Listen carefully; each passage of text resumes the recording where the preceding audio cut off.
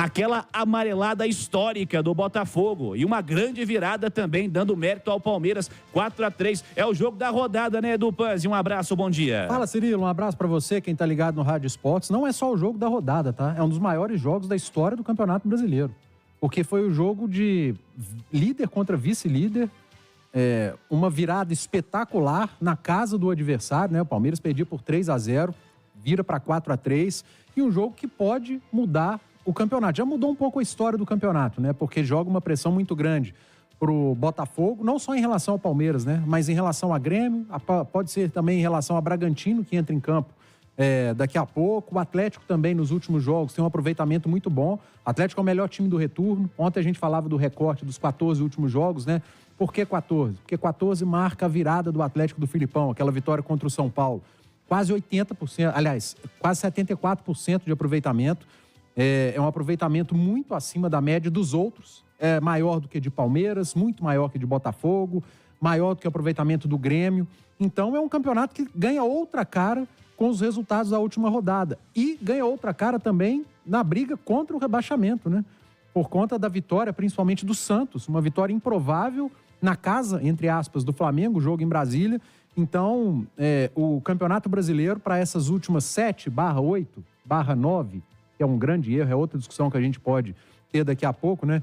Essas últimas rodadas ganha contornos de muita emoção em todas as partes da tabela. Alexandre Simões, rodada 31, pode dar uma nova cara ao campeonato. Bom dia, Simões. Bom dia, Cirilo. E é interessante, né? Porque ontem foi o dia de o Palmeiras viver o outro lado da moeda de uma das perdas mais dolorosas da sua história, que é a Copa Mercosul de 2000 pro Vasco, né? Vasco de Romário. Isso. O Romário fez um hat-trick naquele jogo, né? Dentro do Parque Antártica, o Palmeiras abriu 3-0 no primeiro tempo e levou a virada do Vasco por 4-3. O mesmo roteiro no jogo de ontem, competição diferente, ainda não valeu a taça, mas colocou a taça em disputa, né? Até o empate ontem ainda deixaria o Botafogo numa situação muito confortável no Campeonato Brasileiro. O Palmeiras conseguiu chegar à virada, lembrando que o Botafogo tem um jogo a menos, o jogo dele contra o Fortaleza foi adiado e cada adiamento de jogo provoca desequilíbrio técnico na competição. Neste momento em que a contestação vem de todos os lados, todo mundo reclamando da CBF, de arbitragem, de organização, para o bem do futebol brasileiro, era a hora de se nivelar o número de jogos do campeonato e aí depois começar a jogar.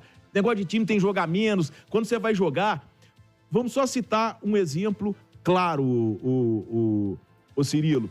O Flamengo deixou de jogar com o Bragantino porque queria jogar no Maracanã e não pôde jogar e essa coisa toda. Com a derrota do Botafogo ontem, o título ficou em aberto. O Flamengo tem um jogo a menos.